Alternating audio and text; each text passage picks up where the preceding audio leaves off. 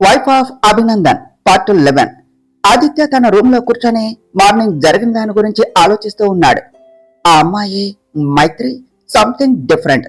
తనను చూస్తుంటే ఎందుకు అలా ఉన్నది? ఆ మనసు, మాట, మంచితనం అన్నీ కూడా నా గతాన్ని నాకు గుర్తు చేస్తున్నాయి.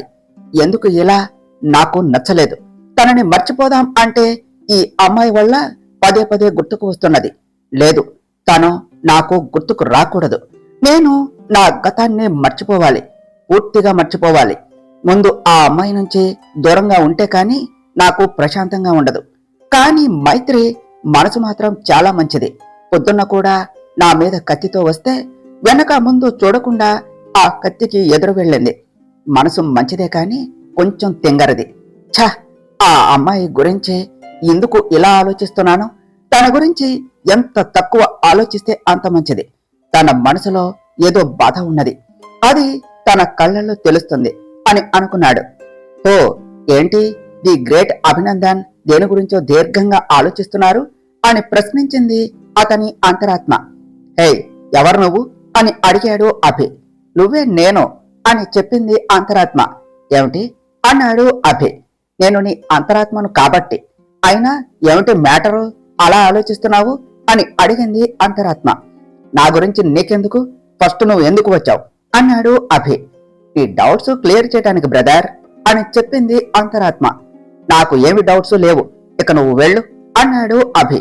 లేవు అంటేనే ఉన్నట్టు.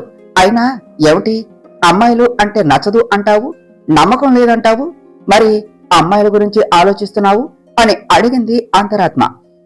అమ్మాయిలా? నేను థింక్ చేసింది ఓన్లీ తన గురించేగా అన్నాడు అభి.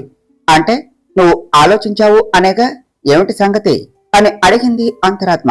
అంత లేదు, నేనేదో జస్ట్ అని అభి అనబోతూ ఉంటే, ఓకే ఓకే, నీ మనసులో ఏముందో నాకు తెలుసులే కాని నాకు నువ్వేమీ చెప్పనక్కర్లేదు. కానీ నీకు నువ్వు సమాధానం చెప్పుకో అన్నది అంతరాత్మ. చూడు, నా మనసులో కాని నా జీవితంలో కాని నా పక్కన కాని ఎవ్వరికీ స్థానం లేదు, ఉన్నా నాకు అవసరం లేదు అన్నాడు అభి. చూద్దాం, ముందు ముందు చాలా ఉంది, ఎవరేమిటో అప్పుడే తెలియదు కదా అన్నది అంతరాత్మ. కన్నయ్య, కన్నయ్య ఏం చేస్తున్నావు? ఒక్కడివే రూమ్ లో అంటూ అక్కడకు వచ్చారు మాణిక్యమ్మ గారు. అభి తన ఆలోచనల నుండి బయటకు వచ్చి, హా గ్రాని, ఏమీ లేదు, ఏదో జస్ట్ అలా ఊరికనే కూర్చున్నా అని అన్నాడు. కన్నయ్య, డిన్నర్ చేద్దాంరా అని పిలిచారు మాణిక్యమ్మ గారు. లేదు గ్రాని, నాకు ఈరోజు ఆకలిగా లేదు, ప్లీజ్ నన్ను ఫోర్స్ చేయొద్దు, నువ్వు తిను అన్నాడు అభి. కన్నయ్య, అలా ఖాళీ కడుపుతో ఉండకూడదు, పోనీ పాలన్నా తీసుకుని వస్తా, తాగునాన్నా అన్నారు మాణిక్యమ్మ గారు. ఓకే గ్రాని, నీ ఇష్టం అని చెప్పాడు అభి. మాణిక్యమ్మ గారు నవ్వుతూ వెళ్లిపోయారు. అభి కారులో వెళుతూ ఫోన్లో, మనో బంగారం ఏం చేస్తున్నావు, ఏంటి మాట్లాడవు, ఏమిటి నా మీద కోపం వచ్చినట్టున్నదే?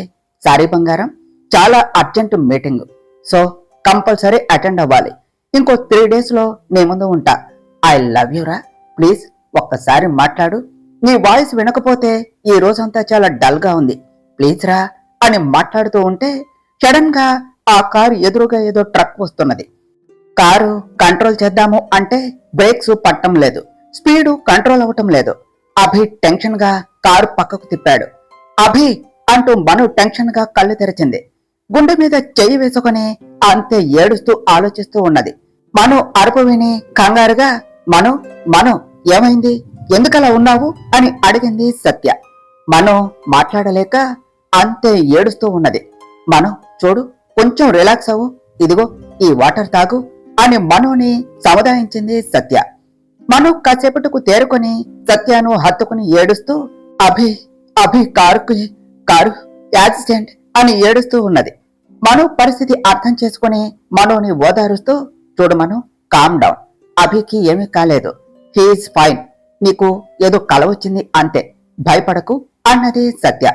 కాసేపటికి మను తేరుకుని తన కళ్ళు తెరుచుకుంటూ, కానీ సత్య, నాకు కొంచెం భయంగా ఉన్నది, ఒక్కసారి నందుని చూడాలి, వెళదాం ప్లీజ్ అని అడిగింది. మను, ఇప్పుడు టైం ఎంతైందో చూసావా? ఇప్పుడు వెళ్తే నిన్ను నన్ను చూసి అక్కడ వాళ్ళంతా దొంగలు అనుకుంటారు, ప్లీజ్ మను, రేపు మార్నింగ్ ఆఫీస్కు వస్తాడుగా, అంతవరకు కొంచెం పేషెన్స్ గా ఉండు అని చెప్పింది సత్య. మను ఏడుస్తూనే ఉంది. ఎడవకు మను, ధైర్యంగా ఉండు అని ఓదారుస్తూ తనని బెడ్ పైన పడుకోబెట్టి తను కూడా మను పక్కనే పడుకున్నది సత్య.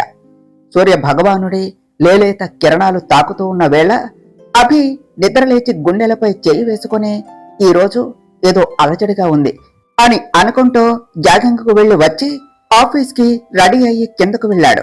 కన్నయ్య, టిఫిన్ అని అడిగారు మాణిక్యమ్మ గారు. గుడ్ మార్నింగ్ రాణి, త్వరగా పెట్టు, ఆఫీస్ కు వెళ్ళాలి అన్నాడు అభి. ఇంత పొద్దున్నే ఎందుకు కన్నయ్య అన్నారు మాణిక్యమ్మ గారు. కొంచెం వర్క్ గ్రాని, వెళ్ళాలి అని చెప్పాడు అభి. ఓకే సుబ్బులు, టిఫిన్ తీసుకొనిరా అని పిలిచారు ఆవిడ. అభి టిఫిన్ కంప్లీట్ చేసి ఆఫీస్ కు వెళ్లిపోయాడు. సత్య, సత్య, ఒసే డెవిల్, త్వరగా నిద్రలే, లేచి రెడీ అవ్వు, ఆఫీస్ కు వెళదాం అని సత్యను లేపుతున్నది మనం. అబ్బా మనం, ఇంత పొద్దున్నే ఏంది నీ గోల, కొంచెం సేపు పడుకోనివ్వు అని దుప్పటి కప్పుకున్నది సత్య. సత్య అని జగ్గు వాటర్ తెచ్చి ముఖం మీద పోసింది మనం. వర్షం వర్షం అంటూ పైకి లేచింది సత్య. మనోని కోపంగా చూస్తూ, ఒసై ఏమైంది నీకు, పిచ్చి పట్టిందా అన్నది సత్య. మనో గట్టిగా నవ్వేసింది. అది చూసి మనో అని అరిచింది సత్య. సారీ డెవిల్, త్వరగా రెడీ అవ్వు, ఆఫీస్కు వెళదాం ప్లీజ్ అని అడిగింది మనో. సత్య కోపంగా చూసింది. మనో సత్య రెడీ అయ్యి త్వరగా ఆఫీస్కు వెళ్లిపోయారు. మనం, నువ్వు ఎంత త్వరగా వచ్చినా అభి ఆఫీస్ టైంకే వస్తాడు, ఎందుకే ఇంత హైరానా అన్నది సత్య. షూ, నాకు తెలుసు, కానీ అభిని చూసేదాకా నా మనసులో ఉండదు అని చెప్పింది మనం. మను సత్య అలా మాట్లాడుకుంటూ ఆఫీస్ కు ఎంటర్ అయ్యారు. సడన్ గా మను గుండెలలో అలజడిగా అనిపించి గుండెల మీద చేయి పెట్టుకున్నది. మను, ఏమైందే అని అడిగినది సత్య. అభి ఇక్కడే ఉన్నాడే అని చుట్టూ చూసింది మను. ఏమైంది మను అన్నది సత్య. అభి ఇక్కడే ఉన్నాడు అనిపిస్తుంది అని చెప్పింది మను. మను, ఇంకా ఆఫీస్ టైం కాలేదు, అప్పుడే ఎలా వస్తాడు అని సత్య అనబోతూ ఉంటే ఇంతలో అభి కార్ ఆఫీసులోనికి వస్తూ ఉన్నది. ఇద్దరు ఒకరిని ఒకరు చూసుకుని అభి ఇప్పుడు వస్తున్నాడేమిటి అని సత్య అన్నది. ఇంతలో అభి కార్ దిగుతూ ఉన్నాడు. మను సంతోషంగా అభి దగ్గరకు వెళ్లి నందు అని తడబడి సార్ అని ముందుకు వెళ్లి అభిని పట్టుకోపోయి ఆగి, మీరు అప్పుడే ఆఫీస్కు వచ్చేశారు ఏమిటి సార్ అని అడిగింది. అభి కోపంగా చూస్తూ, మిస్ మైత్రి, నా ఆఫీస్కి ఎప్పుడు రావాలో కూడా నీ దగ్గర పర్మిషన్ తీసుకోవాలా అన్నాడు. అప్పుడే అక్కడికి వచ్చిన సత్య, సారీ సార్, మైత్రి ఏదో క్యాజువల్ గా అడిగింది అని చెప్పింది. పర్వాలేదు సత్య, అయినా మీరేమిటి ఇంత త్వరగా వచ్చారు అన్నది అభి. అభి, నిన్న కొంచెం వర్క్ పెండింగ్ ఉన్నది అందుకే అని చెప్పింది సత్య. ఓకే ఓకే క్యారియాన్ అని అక్కడి నుండి వెళ్లిపోయాడు అభి. అభి వెళ్లిన వైపే నవ్వుతూ చూస్తూ ఉన్నది మనం. అమ్మా పాప, హీరో వెళ్లి చాలాసేపు అయింది, ఇంకా చూడటం ఆపితే మనం కూడా వెళదాం అన్నది సత్య. పద వెళదాం అని ఇద్దరు ఆఫీసులోనికి వెళ్లిపోయారు. అభి తన క్యాబిన్ లోనికి వెళ్లి వర్క్ చేసుకుంటూ ఉన్నాడు. మనం మెల్లిగా అభి క్యాబిన్ లోనికి వెళ్లి సార్ అని పిలిచింది. ఏమిటి అని అడిగాడు అభి. సార్ అది కాఫీ అన్నది మనం. అభి కాఫీ కప్ తీసుకుని ఒక సిప్ చేసి కాఫీ కప్ కోపంగా నేలకేసి విసిరికొట్టి మను చెంప మీద ఒక్కటి పీకాడు. మను ఏడుస్తూ అంతే చూస్తూ ఉన్నది. నీకు ఎన్నిసార్లు చెప్పాను, నువ్వు ఇక్కడ ఓన్లీ ఆఫీస్ వర్క్ మాత్రమే చేయటానికి వచ్చావు అని. ఇలా కాఫీ చేయటానికి, టిఫిన్ చేయటానికి కాదు, ఇది నీ ఇల్లు కాదు. అండ్ వన్ మోర్ థింగ్, నువ్వు ఎప్పుడూ నా పర్సనల్ పనులు చేయకు, కెడ్ యు గెట్ ఇట్ అన్నాడు అభి గట్టిగా. సారీ సార్ అని బయటకు వచ్చి ఒక 5 minutes ఆగి మళ్ళీ అభి క్యాబిన్ లోనికి వెళ్లి సార్ అని పిలిచింది మనం. మళ్ళీ ఏమిటి అని అడిగాడు అభి. సార్ అది ఇంకా ఆఫీస్ క్లీన్ చేసే స్టాఫ్ రాలేదు, సో కాఫీ మాఫ్ చేసి వెళ్ళిపోతాను అని చెప్పింది మనం. అభి అంతే చూస్తూ ఉన్నాడు. అక్కడ పగిలిన కాఫీ కప్ పెంకులు తీస్తూ ఉంటే ఒకటి మను చేతికి గుచ్చుకొని బ్లడ్ వచ్చింది. వెంటనే మను అమ్మా అని చెయ్యి వెనక్కు తీసుకున్నది. అభి ఆ బ్లడ్ చూసి గాబరాగా మను దగ్గరకు వెళ్లి చెయ్యి పట్టుకుని వెంటనే చేతికి బ్యాండేడ్ వేశాడు. మను అభినే చూస్తూ మనసులో, నందు, లోపల అంత ప్రేమ పెట్టుకుని పైకి మాత్రం ఎంత కోపంగా ఉన్నట్లు ఉంటావు, అయినా తప్పు నీది కాదు, మనల్ని దూరం చేసిన వాళ్ళది. నాకైతే వెంటనే నీ గుండెల్లో ఒదిగిపోవాలి అని ఉన్నది. వీటన్నింటికి దూరంగా కేవలం నువ్వు నేను మాత్రమే. ఆ రోజు మళ్ళీ వస్తుందా అని ఆలోచిస్తూ ఉన్నది. మైత్రి, ఏమిటి దెబ్బ తగిలితే ఎక్కడో ఆలోచిస్తూ ఎటో చూస్తున్నావు అన్నాడు అభి. సార్, అదేమీ లేదు, నేను క్లీన్ చేసి వెళ్తాను అన్నది మను. అభి కొంచెం నార్మల్ గా, నేను ఏదో కోపంలో అన్నాను సో అని ఏదో చెప్పబోతూ ఉంటే, పర్వాలేదు సార్, మీరేమీ తప్పుగా అనలేదు, మీరు ఫీల్ అవ్వకండి. ఇన్ఫాక్ట్ మీరు నాకు నిజమే చెప్పారు, నేను ఇక్కడ కేవలం ఆఫీస్ వర్క్ మాత్రమే చేయాలి, కానీ మీ అని ఆగి, సారీ సార్, ఇంకా ఎప్పుడు నేను నా లిమిట్స్ క్రాస్ చేయను అని కాఫీ క్లీన్ చేసి అక్కడి నుండి వెళ్లిపోయింది. మను, ఏమైంది ఆ చంప మీద అని అడిగింది సత్య. మను సంతోషంగా, సత్య, నందు నన్ను ఇంకా మర్చిపోలేదు అని చెప్పింది. ఏమైంది, కొంచెం క్లియర్ గా చెప్పు అన్నది సత్య. సత్య, నందు ఇంకా నా చేతి కాఫీని మర్చిపోలేదు అంటే నాకు చాలా సంతోషంగా ఉంది అని చెప్పింది మను. అర్థమైంది ఎందుకు కొట్టాడో అన్నది సత్య. పిచ్చి, నువ్వు నా చెంప మీద దెబ్బను చూస్తున్నావు, కానీ నేను అభికి నా మీద ఉన్న ప్రేమను చూస్తున్నాను, అది చాలు నాకు, అభి మనసులో నేను ఉన్నాను అని చెప్పటానికి అన్నది మను. సరే సరే, ఇంకా వెళ్ళి వర్క్ చూసుకో, లేకపోతే ఇలాంటి ప్రేమ గుర్తులు చాలా పడతాయి అన్నది సత్య నవ్వుతో. నా నందు కొట్టడం కాదు, చంపినా పర్వాలేదు అన్నది మను సంతోషంగా. హా, నాకెందుకు, నేను వెళ్ళి నా పని నేను చూసుకుంటాను, నువ్వంటే దెబ్బలు తింటావు, నా వల్లైతే కాదు అన్నది సత్య వెటకారంగా. ఛ, అనవసరంగా ఆ అమ్మాయిని కొట్టాను, ఆ అమ్మాయి నా పక్కన ఉంటే నా ఎమోషన్స్ నా కంట్రోల్లో ఉండవు, ఎందుకో ఇవన్నీ ఆలోచించే నా బుర్రని పాడు చేసుకోకూడదు, జస్ట్ లివ్ ఇట్, ముందు నేను వర్క్ మీద కాన్సన్ట్రేట్ చేయాలి అని అనుకున్నాడు అభి. ఆఫీస్ టైం అవుతూ ఉంటే అందరూ మెల్లిగా ఆఫీస్ కు వస్తూ ఉన్నారు. వంశీ అప్పుడే ఆఫీసులోనికి ఎంటర్ అయ్యి తన క్యాబిన్ లోనికి వెళుతూ పక్కనే సత్య క్యాబిన్ వైపు చూశాడు. బంగారం ఈ రోజు త్వరగా వచ్చినట్టున్నది, అయినా దీనికి వర్క్ మీద ఉన్న ఇంట్రెస్ట్ ఈ వంశీ మీద ఎప్పుడు వస్తుందో ఏమిటో, దేవుడా నువ్వే చూసుకోవయ్యా అని ఒకసారి వెళ్లి కలుద్దాం అని సత్య క్యాబిన్ వైపు వెళ్ళాడు. హాయ్, గుడ్ మార్నింగ్ సత్య గారు అని విష్ చేశాడు వంశీ. గుడ్ మార్నింగ్ వంశీ గారు అని చెప్పింది సత్య. ఏమిటి ఈ రోజు ఆఫీస్ కు ఎర్లీగా వచ్చినట్టున్నారు అని అడిగాడు వంశీ. మాకు నచ్చినట్టు వస్తాం, మీకేమిటి ప్రాబ్లం వంశీ అన్నది సత్య. అయ్యో సత్య గారు, నేను ఏదో క్యాజువల్ గా అడిగాను, మీరు హర్ట్ అయి ఉంటే ఐఎమ్ ఎక్స్ట్రీమ్లీ సారీ సత్య గారు అన్నాడు వంశీ. వంశీ గారు, ఆ మాటలు అనింది నేను కాదు అని చెప్పింది సత్య. మరి అని అడిగాడు వంశీ. ఇక్కడ నేనే వంశీ అన్నది అని వంశీ ముందుకు వచ్చి నిలబడింది మనం. హాయ్ మైత్రి, నువ్వెప్పుడు వచ్చావు అని అడిగాడు వంశీ. బయట దానికి వర్క్ మీద ఉన్న ఇంట్రెస్ట్ నీ మీద ఎప్పుడు వస్తుందో అని అనుకున్నావే, అప్పుడే వచ్చాను అని మెల్లిగా చెప్పింది మనం. ఆ మాటకు వంశీ షాక్ గా చూస్తూ ఉన్నాడు. మైత్రి, ఏమిటి మీలో మీరే గుసగుసలు అన్నది సత్య. అది సత్య ఇంట్రెస్ట్ అని మను చెప్పేలోపు, ఏమీ లేదు సత్య గారు, గుడ్ మార్నింగ్ చెప్తుంది అంతే, అంతే కదా మైత్రి అన్నాడు వంశీ దండం పెడుతూ. అంతే సత్య, అంతే అని నవ్వుతూ చెప్పింది మనం. థ్యాంక్స్ మైత్రి అని చెప్పాడు వంశీ. సత్య క్యాంటీన్ కు వెళ్లి కాఫీ తాగుదాం పదా అని అడిగింది మనం. పద అన్నది సత్య. వంశీ, మీరు కూడా మాతో జాయిన్ అవ్వచ్చుగా అని అడిగింది మనం. నేను మీ మధ్యలో ఎందుకండి, మీరు వెళ్ళండి అన్నాడు వంశీ. అలాంటిదేమీ లేదు వంశీ గారు, మీరు రండి ప్లీజ్ అంటూ పిలిచింది సత్య. మీ సత్య గారు అంతగా అడిగాక కూడా రాలేరా వంశీ అన్నది మనో. మైత్రి అని సీరియస్ గా చూసింది సత్య. అదే సత్య కూడా చెప్తుందిగా రండి అన్నది మనో.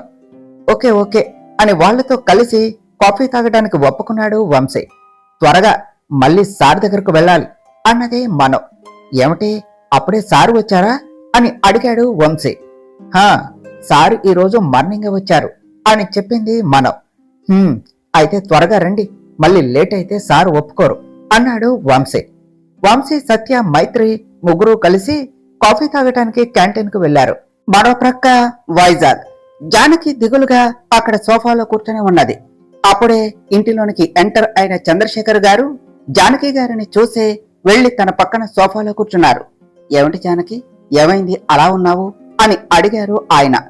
జానకి గారు బాధపడుతూ చంద్రశేఖర్ గారిని పట్టుకుని ఏడుస్తూ, మన సంతోషం మన కళ్ల ముందే దూరం అయింది, కానీ దానికి ఇచ్చిన మాట కోసం ఈ 2 సంవత్సరాలు బాధని పంటి కింద బిగపట్టి ఉన్నాను.